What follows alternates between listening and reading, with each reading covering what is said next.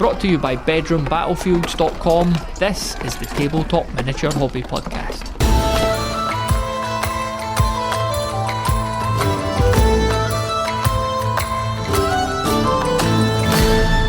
Hello and welcome to the Tabletop Miniature Hobby Podcast. It's Matthew with you here, and a bit later on in the episode we've got a chat with Discord community member Paul, who also goes by the name Gribbles Miniatures, so we'll be playing that a wee bit later on. There was just a few things that I wanted to talk about first, starting off with what I've been painting and working on recently.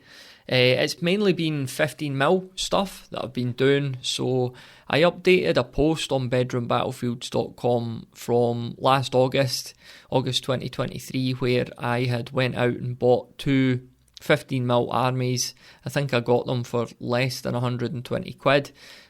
So there's a human army, a sort of empire army, and an orc and goblin army as well. So two opposing forces in the 15mm scale, and that blog post, it was obviously just the stuff as I'd got it, so it's all silver, metal, and now I've managed to work my way through more than a few of those regiments, so I thought it was time for a wee update.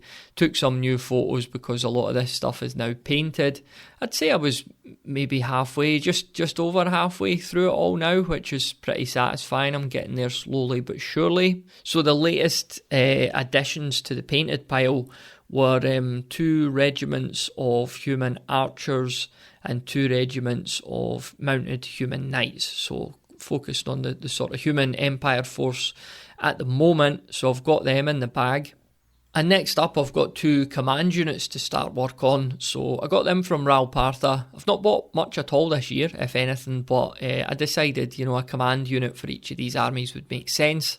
So I've got this big orc guy, a couple of musicians, one's playing the drums, one's playing the horn, and a standard bearer as well. And the exact same thing for the human side. So a couple of command regiments, real characterful miniatures as you always kind of get from Ral Partha. So yeah, those will be getting added to next. And then I think after that, it's this big huge block of monopose goblin spearmen that I'm going to be doing. So red spears will be the order of the day for that one, I'm sure. So like I say, updated pictures you'll find on bedroombattlefields.com, but I'll put a link in the episode show notes as well. I was also recently, I don't really make terrain these days, the small amount of time I get for painting and stuff like that, I just prefer to focus on miniatures. But I was opening a box the other day and the packaging just struck me. I was looking at this packaging, this cardboard, and thinking that's almost immediate sci-fi terrain. So I got the old silver spray can and just took it outside and gave it a blast with that, put some black over it as well, and it was, like I say, almost immediately this really cool little terrain set as well. So that's going to come in handy for future sci-fi skirmish games, I would think.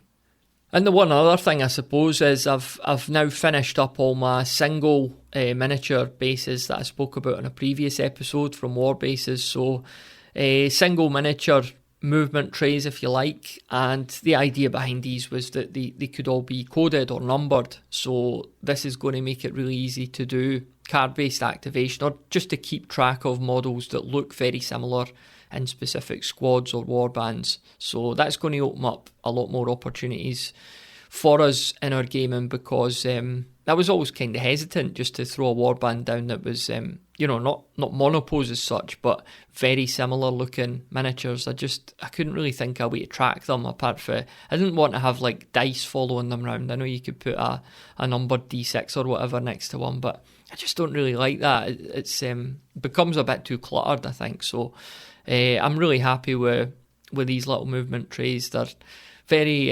unobtrusive, I would say. And like I say, they'll open up a lot more opportunities for getting different models on the table that I've maybe been a bit hesitant to use before. So in other news, I was approached recently by a company called TeePublic. If you're not familiar with TeePublic, they're a really good print-on-demand company that have been serving the podcast industry and the sort of creator industry for quite a long time now. I'm very familiar with them, but they'd reached out to the podcast basically and asked if I was interested in experimenting with doing some merch. And I thought to myself, well, why not? I think it's quite a cool idea, so let's go for it. And they were very accommodating, went back and forward on a few things and helped me with this design, which I had in mind. So I'm pleased to say that store is now live. You'll find it at bedroombattlefields.com/store. And the design that we were working on together, which is now available for all sorts of different merch, is Goblin Green Bases. So it basically says Goblin Green Bases, but the O in Goblin is a little Goblin Green base, as is the A in Bases. So like I say, if you go to bedroombattlefields.com/store, you'll be able to see that for yourself. But in there you can stick that on anything you want. There's it's all pre-created, but you'll see t-shirts, hoodies, sweatshirts, mugs, stickers, phone cases, magnets. There's so much different stuff in there, but you could get this cool wee design on any of those if you want to get yourself any very niche hobby related swag and help support the podcast in the process. Like I say, once more, bedroombattlefields.com/store is where you'll find that. And I do appreciate any support via there, but primarily it's just going to be cool to see hopefully one or two of yous with this gear, because it's like I say, it's a very niche reference, isn't it? Even in ultimately what is within a very niche hobby in itself. So if anyone gets hold of some of that stuff, make sure to send photos or hop in the Discord and share them in there as well. So on the gaming front now, I've got a game planned with Robert. We were supposed to play that next week, but we had to postpone for a couple of different reasons, but that's still in the pipeline. We're planning to play the Data Drip scenario from the Sci-Fi Skirmish Scenarios book, which looks really cool, looks really fun, so I'm excited to get going with that. And a few episodes ago, I played an audio drama that I'd made a few years ago, and it's set on Saturn's biggest moon, Titan. And I'd been kind of speaking about how this world is, or this moon is a very cool setting for any sort of sci-fi, whether that's just fiction or whether it's gameplay, any sort of narrative. And I've sort of continued to think about that. And, I think there's a lot of opportunities to set our future skirmish games on Titan. And I started to flesh out all sorts of ideas, what if there was this hydrocarbon industry, refineries and stuff like that, and warring companies, and I think there's a lot of potential there, maybe to run a small campaign and just see how that goes. So I'm going to be talking about that in future episodes, just what we're going to do in that sandbox in terms of storytelling, what the factions are, and how that might affect different scenarios that we're playing or adapting as well. And speaking of rolling some dice, I wanted to mention as well the question of the month for May 2024. The question is, what rules have you created or adapted to improve your favourite gaming system? So as I've said before, this might be a homebrew rule, or it might be something you've ported over or stolen from another game, but you've adapted it, it's worked well, and it's something that you've kind of stuck with ever since, or it's something that you go back to from time to time because you just enjoyed it so much. So please do send your voice clips in. You could do that by going to bedroombattlefields.com/voicemail. I'll leave a link in the show notes as well. And I need them before Thursday the 30th of May 2024. But if you can, please do it sooner, because there's only a couple in at the moment. And this seems to be an obvious pattern with these things. Each month I think, I don't know if we're going to be able to do an episode around this, because there's not very much come in, and then you get a flurry of them at the end. But it would make things easier for me if I got a few of them in, within the next few days, because then I know for sure that there's going to be an episode going out and I don't have to make alternative arrangements, if you like. So please do send them in. What rules have you created or adapted to improve your favourite gaming system? Send me a wee voice clip by going to bedroombattlefields.com/voicemail. Alright, it's time to talk to Paul, aka Gribbles Miniatures, on our Discord community. Paul has kind of reimagined the zombie survival genre with his rule set. It's called Our Town, so want to find out a bit more about that, his thought processes, his inspirations, and what he wanted to create as a tabletop experience. So really interesting conversation there. I kicked things off as always though by asking Paul about his hobby origin story. I'm kind of a newbie when it comes to wargaming. I didn't start until about 12 years ago. My first gaming encounter was not the greatest. I tried Warhammer, got absolutely tabled, and afterwards found out from other players that it looked like the guy who was teaching me was cheating to win. A man And after that my own left, heart.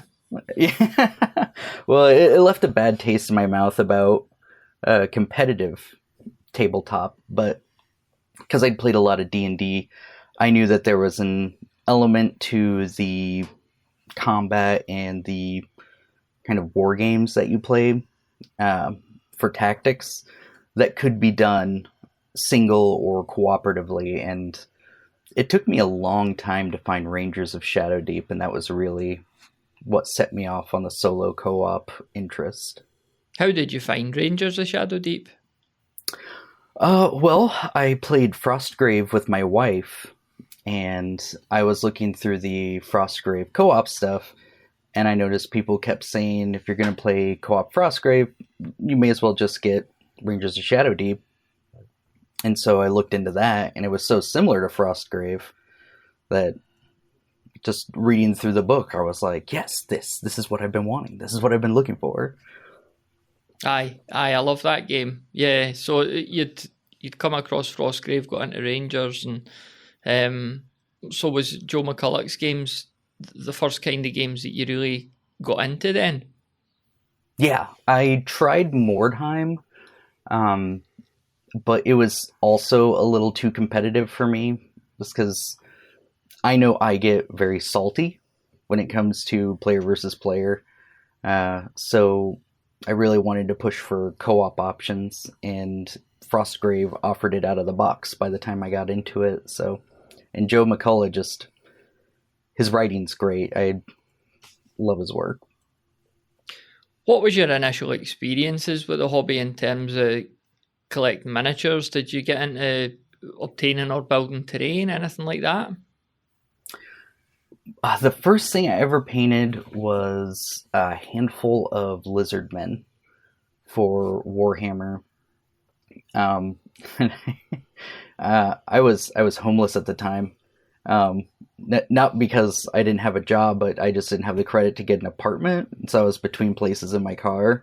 And after work, I'd be in my car with my little cup of water in the console, painting minis to pass the time till my next shift. So I learned to love it through that. And I feel like I've honed a pretty good skill set when it comes to painting.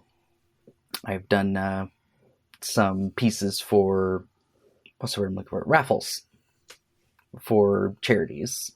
What when it comes to painting, do you have a particular style or aesthetic that you try to go for?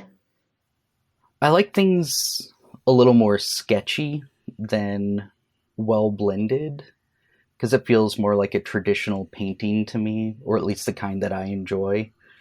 So I like when you can see the hash marks kind of working together to make the gradient rather than just a smooth blob, kind of.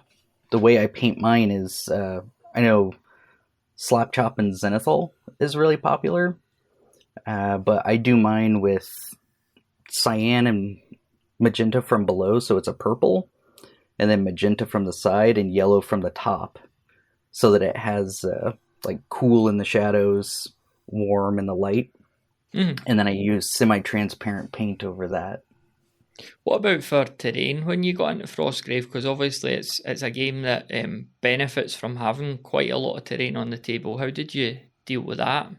I have a friend who his profession is 3D printing prototypes for manufacturing. And so he printed a bunch of terrain and sent it to me. And so I've always been flush with terrain because he's a bit of a printing goblin. A habit which I've picked up. I now have my own 2 resin printers and an FDM printer, so I do my own terrain now. When did you get into the 3D printing? Right at the beginning of the pandemic. It was like right before it, I got my first resin printer and was looking to figure out how to do some of my own projects in there. And I just got a tiny, tiny little thing, just the smallest bed.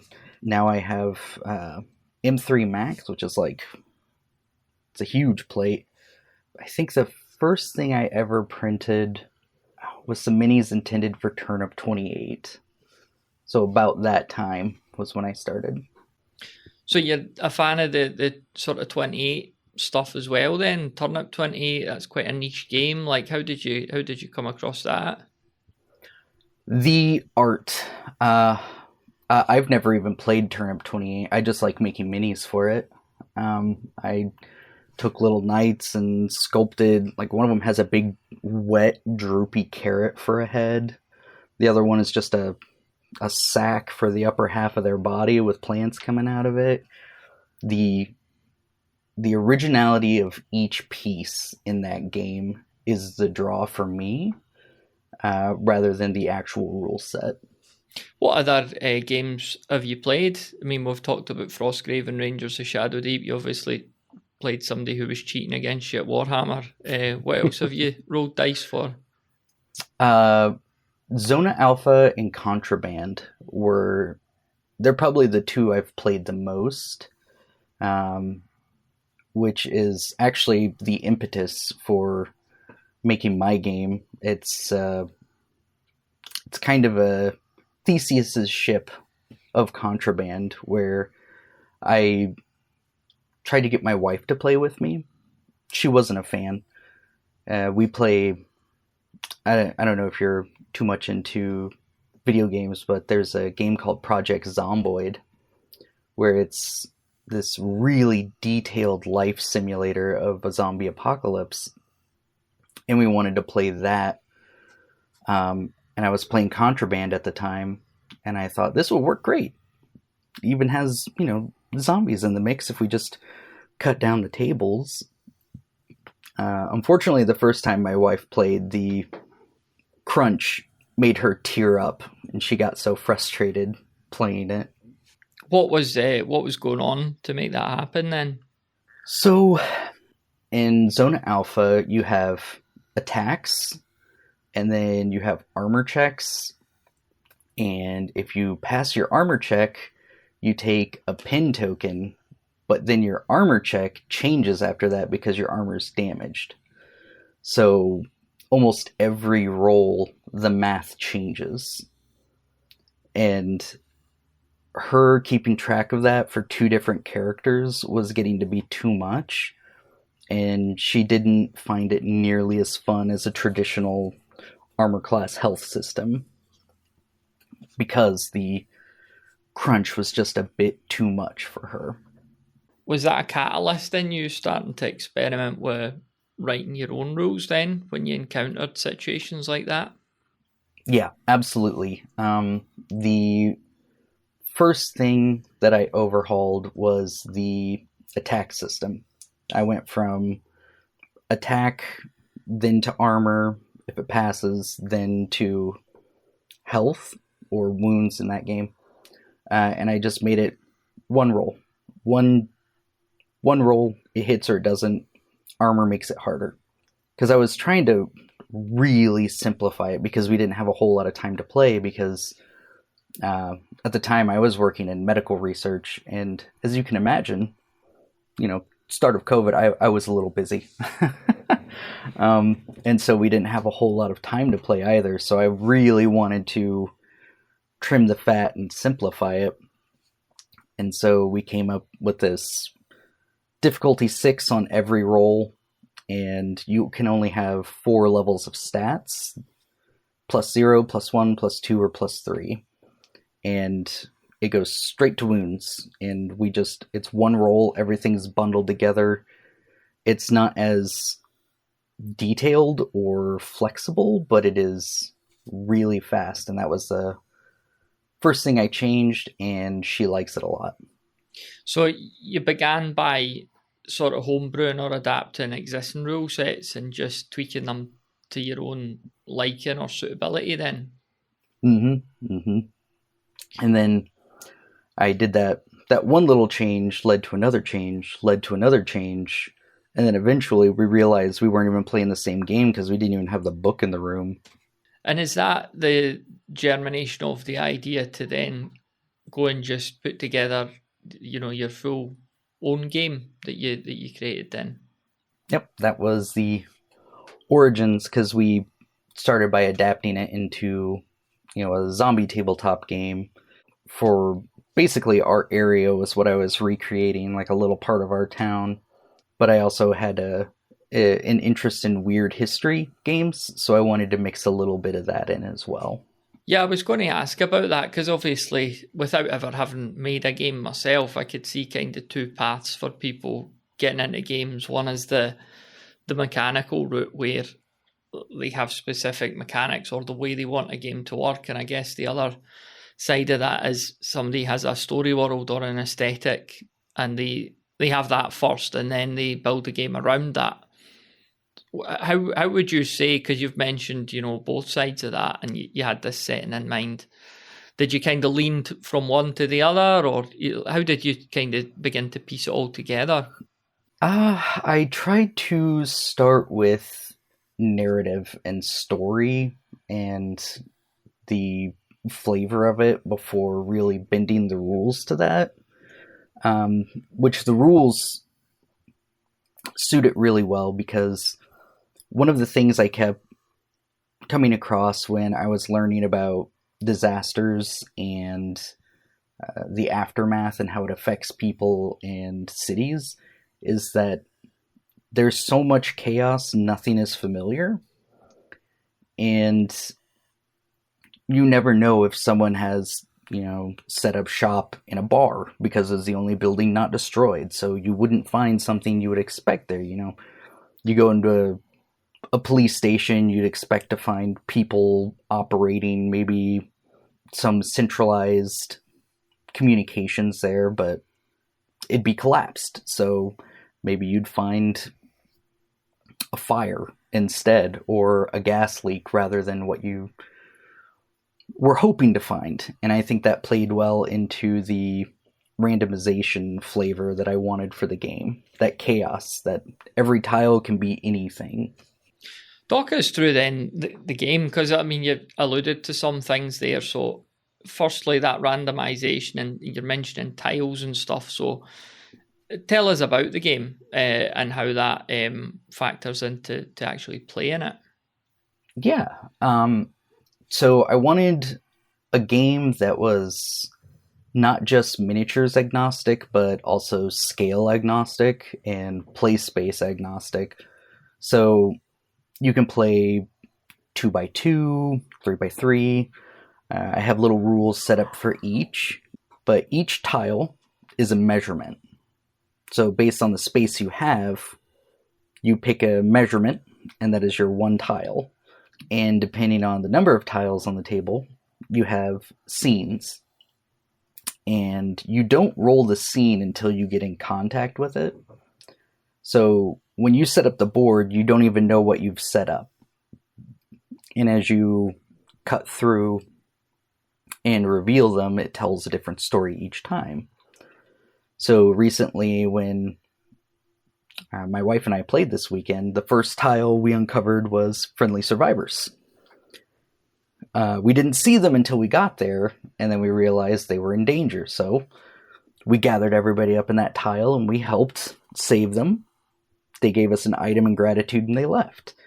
And it's all generated on tables rather than you telling each little bit of the story, which I think is more compelling than if we were to contrive everything like a D&D story is by a GM. How does that work with having the miniatures then? Like if pretty much anything could happen on the next tile, how do you ensure that you'll have the miniatures and terrain to replicate that on the tabletop? So most of it is more about environmental issues that they encounter. There are obviously zombies and bandits and wildlife. I tried to aim for things that are really common. Almost everyone has a swarm token. Almost everyone has assorted animals. Lions, wolves, something.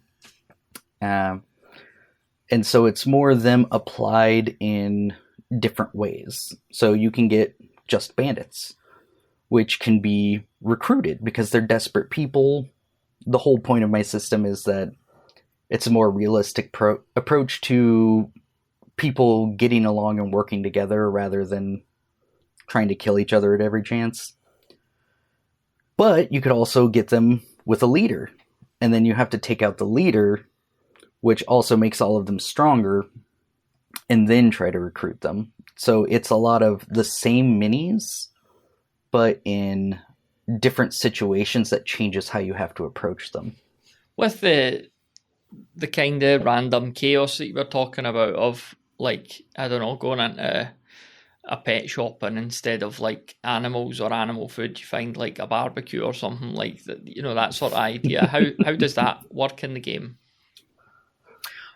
So in the book, I try to tell people to set up an area that's familiar, like a part of your city or from a TV show. The first time that I set up our board, I set it up to look like our little square downtown. It's just a bunch of shops in a circle around the courthouse. So I put houses at the edge and then little brick buildings in the middle, so it was like the square. And we can look at it and know that's where the kitchen shop is, that's the bookstore, that's where the mini mall is. But when we go in there, you know, it's the unfamiliar aspect of rolling up the scene that happens, but in our mind, we can conjure that location and then apply that strange scene to it. And because we share our experience with town, I found it was really easy for us to conjure up that shared imagination. What was it like to play the game for the first time when you were playtesting? What kinks did you have to kind of iron out? One of the biggest issues the first time I played was reworking water and food, because the whole point is to simplify it, and I realized we're running out of water, we've got too much food. What are the penalties for running out of one and then the other? And then I just combined it into rations, because any crunch I can remove, I just, you know, and you don't even know where the crunch is until you play and you feel those pinch points. The other one is smaller boards right now are the most advantageous way to play, because I allow rerolls. Because bigger tables get more scenes, so they have more choice for loot. Whereas smaller tables, you only get 2 scenes. So I allow some rerolls on the smaller boards until you get something with loot that you'd prefer. Because you can tell if a scene will have common loot, advanced loot, or military loot. And if you play small, go straight to the first scene, and keep re-rolling your scenes, just burn all your re-rolls until you get the military one, you get the best gear. So one of the first rules I've had to implement is that each re-roll also progresses the game by 1 round. So that they can't just burn them all in a row to get what they want from that scene and then go to the next and burn them all. They've got to settle for something that's good instead of fishing for that best scene. So that was something I had to implement real fast. What about the story? Like, you talked about weird fiction. Presumably you kind of had your own thoughts on how a zombie apocalypse might happen. Talk to us a wee bit about that. So that's a little bit of a philosophy lecture, just a real short one. Almost all of the media that we consume around zombies is what could be described as Hobbesian, where Hobbes was a philosopher who believed that humanity at its core is brutish and evil and mean, and we need strong leaders to tell us what to do to be nice to each other. And so when society breaks down, we become the monsters as well. That's always the thing, is maybe we were the monsters, not the zombies. Like, every show does that. But in reality, we're a little more Rousseau, who believed that people in their natural state were kind and community driven, and that kind of shows through in disasters. The Alaskan earthquake that I used as a basis for my game was studied by the US Army, and they saw when it happened, people naturally clustered up. The neighborhoods, they got together, they pooled their resources, which they had a lot of because just 2 weeks before, the state governor said the Russians might bomb us at any time, have 2 weeks of food, radios to listen for orders, gas masks if you can get them. And everybody came together and pooled those resources and shared them rather than hiding them, being greedy. Because people, when under pressure in disasters, they do get drawn together. The reassurance of being in a group is a powerful draw naturally to people. And I wanted that teamwork to come through my game. So you have brawlers, thinkers, movers, and they all have their specialization. And so you have to stay together, work together, and take care of each other rather than, indiscriminate gunfire, guns blazing, heroic play that most other zombie games have. Did you have any particular inspirations from the fiction world, be it books, be it films or games, for your own story world?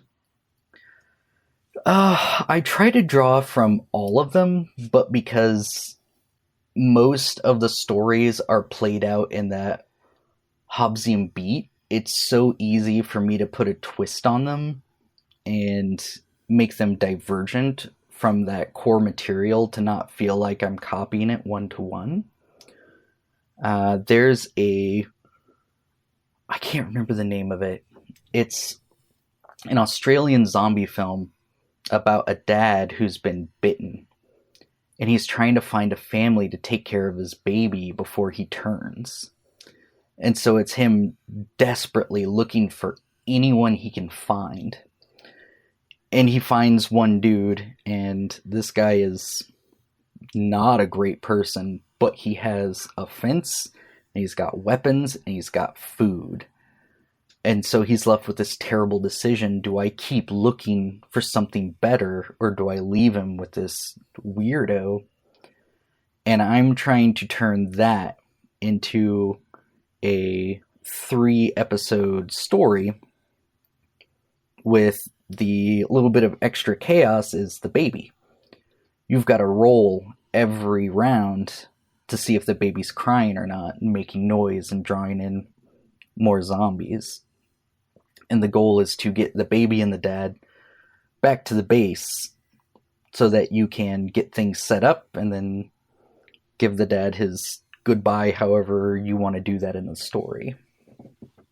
Have you played it with many other folks then? Like, you'll have had a few games with your wife, presumably, but has it had any testing outside of your household? I've had a shocking amount of people responding online. I have over 20 people testing it right now, but I myself have only played solo and with my wife. It's springtime now, so I might get some people to play in the park with me. I have long COVID, so I'm high risk, so I've got to avoid a lot of densely packed public spaces. So I had to wait until the warm weather to get people to go to the park to play. So I currently have the local library system has a group of kids who play after school as well.